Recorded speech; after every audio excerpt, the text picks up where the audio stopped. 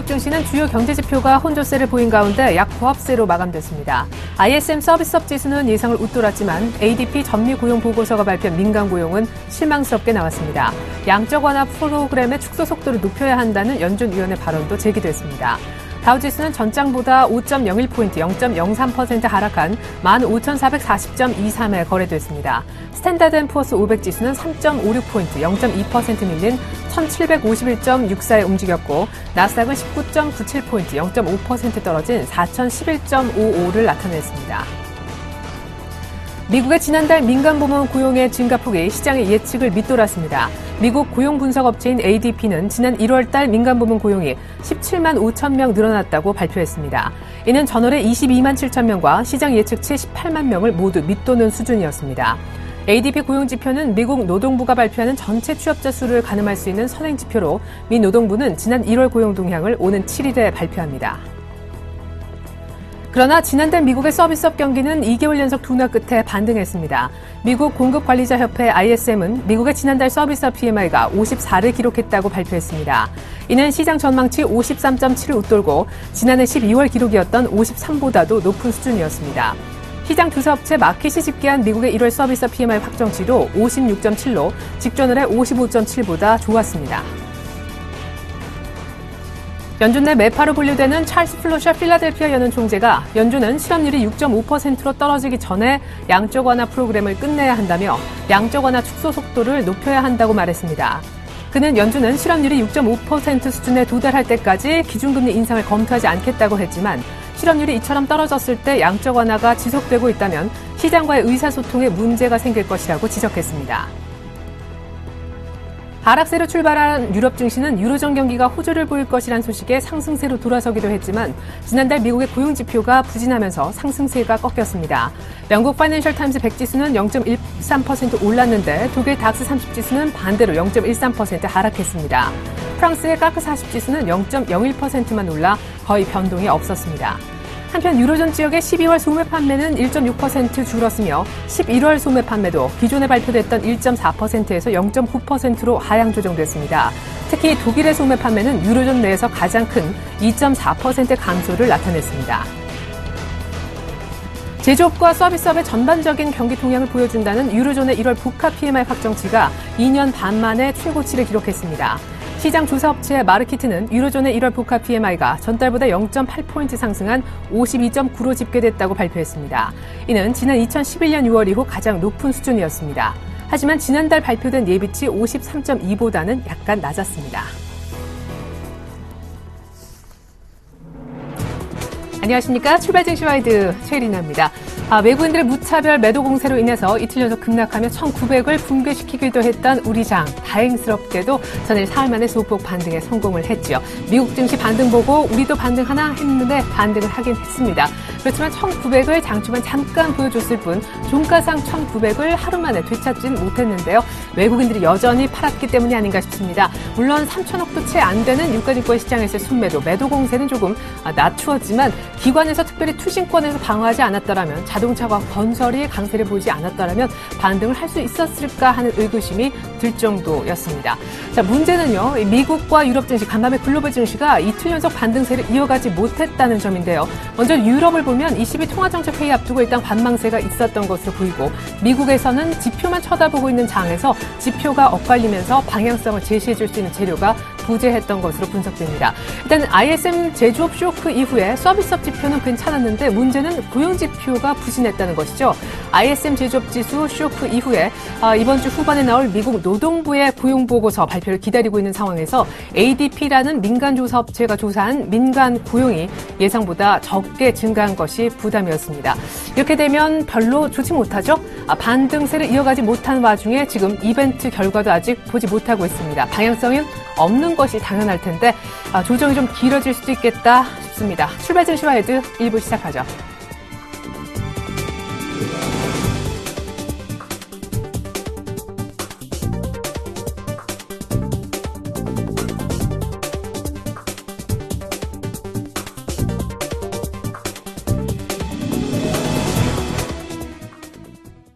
샘플러스 신창한 전문위원과 함께하는 시간입니다. 청성촌놈의 증시타파 신창한 대표님 만나볼까요? 대표님 안녕하세요. 이래나님 안녕하십니까. 안녕하십니까. 중국 시청자 여러분, 그리고 해외 교포 여러분, 그리고 각 채권사에서 악정교 하시는 여러분, 그리고 펀드 매니저 여러분, 해외 채권사 펀드 반갑습니다. 정록천을 신장원입니다. 네, 1900 아래에서 샀다면 1900 한 10선 정도까지는 갭 메울 때까지 반등이 가능하니까 복지부동하자. 일단 매수했다면 홀딩하고 수익 날 때까지 기다리자 전략을 주셨었는데 일단 1900을 보지 못했지만 반등하는 데는 성공을 했더라고요. 아쉽게도 삼성전자는 약간 더 밀리긴 했는데 환율 때문에 좋아 보인다 하셨던 자동차도 흐름이 좋았고 대우건설 등 추천주가 포함되어 있던 건설 섹터도 강세를 보인 것이 특징이었습니다. 문제는 이런 반등세가 언제까지 이어질까라는 점인데 1910선 말씀하셨던 그 라인에 도달하기 전에 미국의 고용지표가 또 한 번 쇼크를 준다든지 혹은 내일 춘제 이후에 열리는 중국장이 도움을 안 준다면 어떻게 해야 될지도 궁금합니다. 오늘 전략 들려주시죠. 글쎄요, 지금 장이, 오늘 또 제가 볼 때는 장이 크게 빠지지 않는 장이 나올 걸로, 저는 오늘 또 장이 이제 상승할 걸로 좀 예상하고 있거든요. 상승할 걸로 예상하고 있는데, 큰 상승은 없지만, 오늘 제가 볼 때 장은 굉장히 진정됐다 이렇게 보는데, 이제, 어제도 장이 이제 계속 안 좋았던 건 삼성전자입니다. 삼성전자가, 지금 여기 보면 외국인들 매도매수가 나오는데요. 외국인들이 8월부터 11월까지 집중 매수를 했습니다. 집중 매수를 하고, 최근에 이제 주가 약세가 이제 4일 연속 약세 나오는 부분이 이제 외국인들이 매도 폭인데, 이 말은 뭐냐면 이제 외국인들이 이제 이 삼성전자를 과연 실어가지고 매도하느냐, 이걸 한번 생각해 봐야 되거든요. 그래서, 비싸게 주고 사가지고, 이 외국인들이 최근에 매수했는 평균 가격이 140만 원입니다. 140만 원인데, 지금 130만 원 이하에 왜 팔겠나, 이걸 한번 생각해 보면, 외국인들이 바보도 아닌데 손해나고 팔지는 않겠죠. 이제 손해 안 나고 파는 게 이제 선물 부분입니다. 선물에서 이제 매도를 쳐놨기 때문에 외국인들이 이제 삼성전자를 매수함으로써 어제 이제 우리 장이, 종가에 밀리는 그런 부분이다. 그래서 이제 삼성전자가 이제 매도가 나오는지 안 나오는지 장중에 알 수 있는 부분이 이제 비차익순 매수입니다. 비차익순 매수가 이제 거의 삼성전자 매도라고 보시면 되는데요. 비차익순 매도가 이제 계속 나오면서 장세가 약간 중요한 건 뭐냐면, 삼성전자의 이제 비차익순 매도가 나오는데도 장 자체가 어제 이제 플러스 나고, 이렇게 자동차 관련 주식들이 굉장히 탄탄한 그런 모양을 보이고 있거든요. 그래서 제가 볼 때는 장이 지금 자리에서 굉장히 조금 안정적이다. 저는 아직까지 저도 분명히 말씀드리는데, 1900 아래에서는 저는 과감히 사야 되는 그런 부분이다, 이렇게 봅니다. 우리가 이제 방송 보면 보수적인 견지가 뭔지 모르겠어요. 사야 되는지 말아야 되는지, 뭐를 해야 하는지를 모르겠거든요. 그래서 저는 분명히 사야 된다, 이렇게 제가 분명히 말씀드리겠고요. 일단 저는 갭을 분명히 메울 것이다, 이렇게 봅니다. 그래서, 지금 여기서 주가가 추가적으로 빠진다 해봐야 얼마 빠지겠느냐. 제가 볼 때는 최고로 빠진다 해봐야 주가에 상승폭이 62% 하락하는 그런 부분인데, 62% 해봐야 1870을 살짝 깨는 지금 자리에서 한 20포인트밖에, 한 20포인트밖에 안 있거든요, 여력이요. 그래서 저는 지금 자리에서는 걱정할 필요 없는 그런 자리가 아니다, 이렇게 생각하니까 너무 저점에 사는 거라 지금부터 사는 건데, 그래서 사는 방법은 지금 자리에서 하락하면 하락할수록 물량을 늘리는, 어떻게 이런 형태의 이제 계단형 형태의 마름목볼 형태의 매수를 해야 된다. 매수를 하면서 하락하면 하락할수록 매수 물량을 늘리는 그런 매수 물량 형태를 봐야 된다. 이렇게 제가 분명히 여러분에게 말씀드리겠습니다. 어쨌든 지금 지표를 여러 가지가 볼 게 있겠지만 위험 지표가 있습니다. 위험 지표를 보시면요, 위험 지표 자체가 지금 여러분 보다시피 굉장히 과열 지표입니다. 위험 지표가 과열이라는 것은 위험이 이제 높지 않다는 거죠. 이 아래쪽 이제 위험이 반대입니다. 위험이 이 아래쪽일수록 위험이 높고 위쪽일수록 위험이 낮다는 겁니다. 그래서 지금 주식 사가지고는 위험이 굉장히 낮다. 이 말은 뭐냐면 돈을 손짓고 헤엄치기. 이게 이제 뭐냐면 위험 지표가 높으면 높을수록 돈 먹을 확률이 높다는 건데, 돈 먹을 확률이 최근 들어서 물론 지난 6월 달에 있었습니다만, 지난 6월 달 다음으로 지금 자리에서 주식을 사면 돈 먹을 확률이 굉장히 높다, 이렇게 나오고 있습니다. 그래서 여러분께서 지금 자리에서는 금낼 수가 없는 그런 분위기가 나오고 있고요. 코스닥 주식을 볼 것 같으면요, 코스닥 주식은 조금 틀려요. 코스닥 주식은 틀린데, 코스닥 주식은 여러분, 저희 지금 제가 이제 어제 누차 가서 코스피에 대해서 코스닥이 많이 빠지는데 저는 코스닥을 제가 누차 여러분에게 이야기를 드렸죠. 지금 물량을 더욱더 줄여야 된다. 그리고 코스닥 같은 경우는 이제 인제 시작이죠. 11, 21일 크로스에 이제 시작이 나오고 있습니다. 그래서 이번에 이제 제가 이제 300일 입평 쓴다고 짝퉁 입평들이 뭐 220일, 280일 그것들이 보면 굉장히 여기에서 조금 차이 나지만 실제로 오름내림 폭으로 보면 30% 이상의 차이가 납니다. 그래서 코스닥 주식은 계속 현금화를 해야 되는 그런 부분이다. 이렇게 제가 분명히 말씀을 드리겠습니다. 어제 이제 선물 부분이 이제, 최근에 이제 여러분들, 저도 이제 어제도 잠을 거의 못 자고 이제 설치했는데 많은 요즘에 전화번호 없이 전화하는 방법이 있는지 모르겠어요. 그런 분들 많이 전화 오는데, 이 옵션 부분이 이제 사실 왼쪽덩거리입니다. 왼쪽덩거리인데 이제, 콜옵션, 이 옵션이라는 게 이제 물타기를 하면 안 되는데 자꾸 물타기를 해요. 그래서, 옵션이라는 게 여러분 아다시피 이제 종합 똑같이 10포인트 맞으면 깡통 칩니다. 그래서 깡통도 친다는 말은 우리 개인들이 지금 콜옵션 매도 하방 쪽으로 200억 끌어나고 풋옵션 상승적으로 100억 끌어나는데 이 말이 뭐냐면 이걸 우리 주식처럼 버틸 수 있는 게 아니고 버틸 수 없는 부분이거든요. 최근에 주가가 여러분 보다시피 일교차가 굉장히 큰 거는 왜 일교차가 크냐면은 우리 개인들의 옵션을 털어가지고 계속 먹습니다. 계속 먹는다는 것은 주가를 장중에 변동성만 크게 해도 개인들이 돈을 무조건 털리는 그런 아주 지금 그 당구의 쿠션처럼 우리 개인들이 약간 10포인트 올라도 주가가 10포인트 오르면 콜옵션 매도가 털리고 또 올랐던 주식이 내려가면 풋옵션 매도가 털리는 이런데 지금 우리 개인들이 이 옵션에서 거의 완전 막 소위 말하는 너무 장렬히 전사하고 비참하게 몰살하고 있는 그런 부분입니다. 그래서 제가 1월 2일 아침 시장에 우리 개인들의 옵션 매도 양 부분 이 부분이 굉장히 화근이 될 것이라고 했는데 지금 계속 화근이 되고 있습니다. 그래서 지금 장 자체가 여러분 연속적으로 시원하게 이제 글로벌 주식은 시원하게 상승해도 우리가 우리가 시원하게 상승하지 못하는 이유 중에 하나가 이 옵션 부분이거든요. 그래서 우리 옵션하는 시청자 여러분, 제가 볼 때는 아직까지는 아닙니다. 아직까지는 제가 옵션 거래할 때 분명히 여러분이 옵션을 겁니다. 이 옵션이 왜 그러냐면 증권회사가 사기치는 장소입니다. 과거에 ELW에서 사기쳤지만 지금은 이 옵션 부분이 프리미엄이라는 게 전부 사기치는 부분이거든요.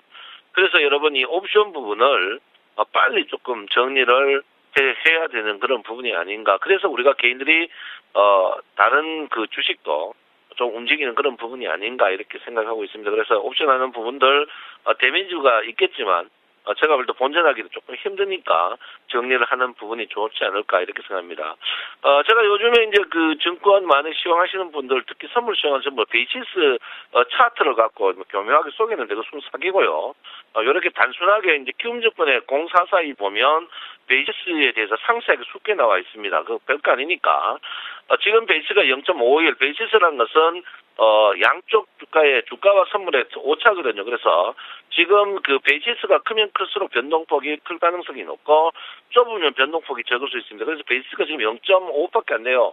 변동성이 별로 없을 그런 자리에 있습니다. 그래서 이 베이시스만 믿고 주가를 여러분들이 예측하고 선물 예측하고 그거는 가장 기초적인 초보로 볼 수밖에 없거든요. 그래서 지금 괴리율이 마이너스고 베이시스가 0.5밖에 안 되는 것은 베이시스가 적다는 것은 그 오차가 현물과 주가의 시세가 오차 적다는 것은 변동성이 굉장히 적을 수 있습니다. 그래서 적고 별로 움직이지 않는다. 이 말은 뭐냐면 주가가 이제 지금은 더 빠지지 않는 그 대신 오르냐? 그 오르는 것도 아니다. 결론은 뭐냐면 어정쩡하게 며칠 동안 횡보 국면이다. 이 말은 뭐냐면 5일이평과 11일평이 안 돌고 주가가 안 되는데 아직까지 5일이평이 떨어지는 주가고 11일평이 떨어지는 주가입니다. 그래서 제가 하는 베이시스가 안정됐던 것은 추가적으로 주가가 떨어지더라도 베이시스가 확대되면 주가가 추가적으로 떨어지지 않습니다. 그래서 여러분께서 그 베이시스 차도 별거 아니다. 그걸 갖고 뭐 하는 건 아니니까 여러분께서 너무 염려 안 하셔도 되는 그런 부분이다. 이렇게 제가 분명히 말씀드리겠고요.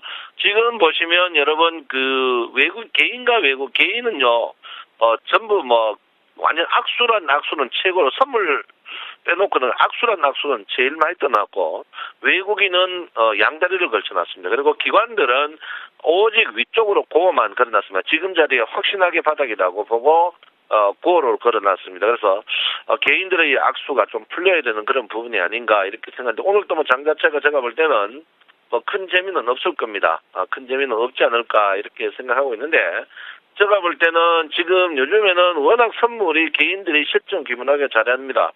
기문하게 잘해가지고 어쨌든 간 지금 뭐 주가가 아침 시작이 약세로 보이지만 제가 볼 때 크게 빠지지 않을 것이다. 저는 보합 전후에서 움직이지 않을까 이렇게 봅니다. 그래서 선물 평균 가격이 지금 257짜리에 그대로 있거든요. 그대로 있다는 것은 지금 선물 평균에 비해서 주가가 굉장히 아웃돼 있다. 그러면 이 매물이 팔 매물이냐? 기관들이 절대 팔지 않습니다. 임전 무태고 지금 자리에서 서서히 저점에서 주가 매수가 들어오는 살입니다. 결론은 기관들이 물타기를 해가지고 그 집을 땡겨가지고 먹겠다는 거거든요. 그래서 사면은 선물은 팔아야 되는 그런 부분입니다. 그래서 선물 공부를 꼭 해야 되고 일목균형표 공부를 하늘 두쪽나도 해야 된다. 그래서 제가 볼 때는 이번 지금 제가 이제 1월에 장이 약세 보인다고 했는데 1월, 어차피 약세 보인다. 2월, 제가 볼 때는 10일 이후에는, 제가 다음 주부터는 장이 굉장히 조금 괜찮을 걸로 생각하고 있습니다. 그래서 여러분, 지금 자리에 고통스러운 분들은 조금 기다려라. 이렇게 제가 분명히 말씀을 드리겠습니다. 최근에 주피봇이 이제 굉장히 지지를 정확히 받고 있죠. 예, 주피봇 자체가 1885포인트에서 굉장히 지지를 받고 한 주 움직임이 다 움직이는 그런 부분입니다. 그래서 주피봇에서 제일 저점 그리고 월피봇에서 지지 1판 이 부분이 굉장히 강력한 지지다 이렇게 보기 때문에 여러분들이 지금에서 매수는 너무 염려 안 하셔도 되는 부분이다 이렇게 제가 분명히 말씀을 드리고요. 어쨌든 건 삼성전자입니다. 외국인들이 삼성전자를 계속 공세를 취하고 있는데 얘들이 이제 돈 먹고 파는 게 아니고 손절매가 팝니다. 이때 우리는 담아야 되거든요. 그래서 삼성전자를 손절매할 때 손절매를 하고 싶어 하는 게 아니고 못 이겼어 합니다. 선물 때 못 이길 때 이때 우리는 삼성전자를 끌어모아야 되는 그런 부분이다. 이렇게 봅니다. 고객의 특허면 5,550원 이거는 기관의 어떠한 형태이기 때문에 절대 그런 거 별로 없다. 이렇게 보고요. 지금 선물이 굉장히 활발합니다. 선물을 꼭 빼야 된다 보고요. 일목균형표로 봤을 때는 주가 자체가 아직까지 활동성이 굉장히 크지 않을 걸로 저는 예상하고 있습니다. 그래서 일목균형표 고급판 특강이 이번 주 토요일 날 12시에 영등포 구청역 5번 출구 한성병원 4층에서 있습니다. 듣고 싶은 분 오시고요. 또 제가 화수일 온라인 강좌를 밤 9시에 합니다.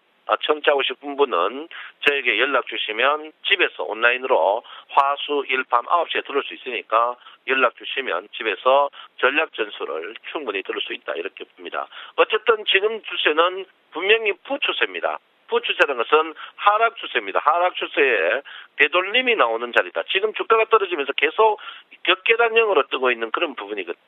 그래서 이번에 마지막 격계단형이 생각 외로 크게 나올 수가 있습니다. 그래서 여러분 지금 자리에서는 여러분 참고 이럴 때일수록 종목 교체를 확실히 하는 그런 분이 돼야 된다. 이렇게 볼 수 있습니다. 여러분 요즘 감기 심한답니다. 감기에는 약 먹지 마시고 뒷동산에 올라가서 큰 소리로 야구하면 분명히 낫다고 합니다. 여러분 몸 조심하십시오. 사랑합니다. 청성천음 신창원입니다. 네. 코스피 일단 1900 아랫선에서는 갭을 다 메울 것으로 보여지니까 매수를 조정시마다 해나가고 비중을 확대하는 반면에 전혀 다르게 코스닥은 이제 막 기술적으로 하락의 신호들이 나오고 있기 때문에 비중을 줄여서 현금화에 주력하자였습니다. 옵션은 아직 할 때가 아니니까 손실이 좀 크시겠지만 지금이라도 정리하자라고 당부의 말씀 남기셨죠. 지금까지 청송천남 샘플러스 신청한 전문위원회 분석 들어봤습니다.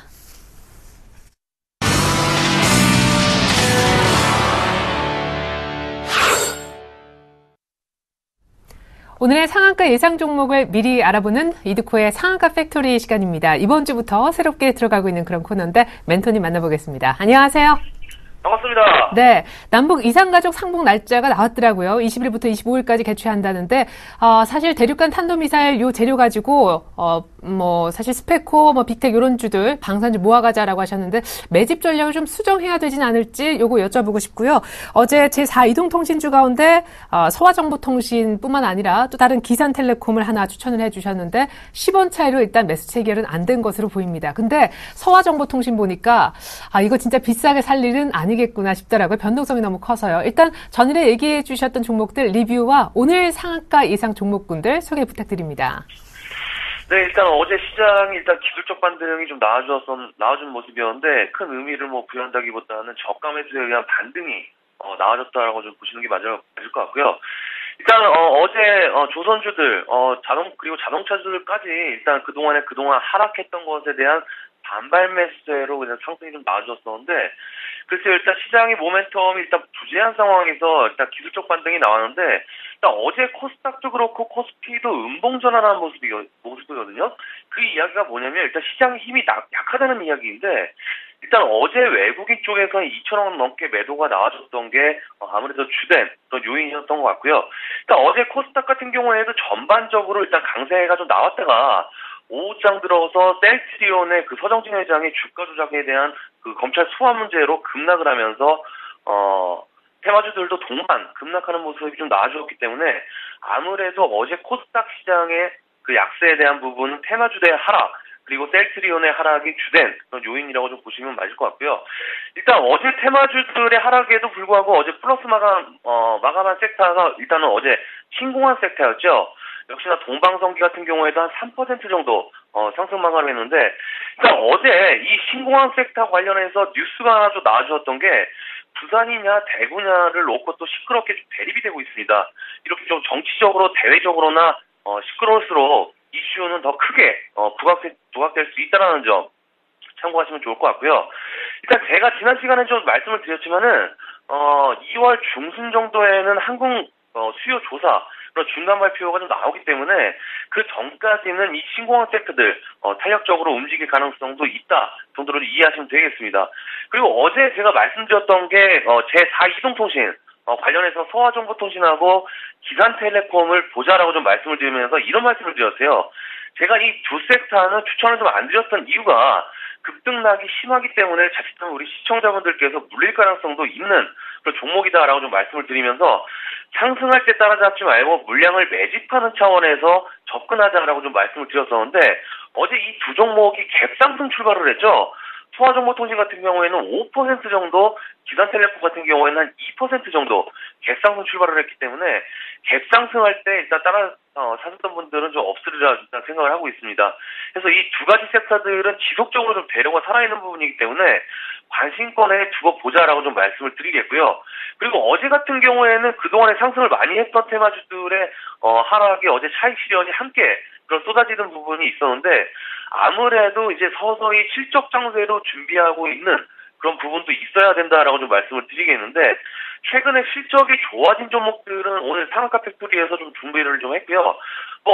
여러 가지 종목들이 있지만은 그 중에서 가장 좀 안정적이고 괜찮은 기업들, 그러니까 실적이 좀 안 좋았던 기업들이 상대적으로 좀 주가 안 좋았다가 좋아졌던 그런 기업들이 상대적으로 주가 상승 모멘텀을 좀 작용하는데 그런 중심에 있는 기업들, 일단 노무바이오라든지 슈프리마, KH바텍 그리고 신동홀딩스 정도를 일단 압축을 했고요.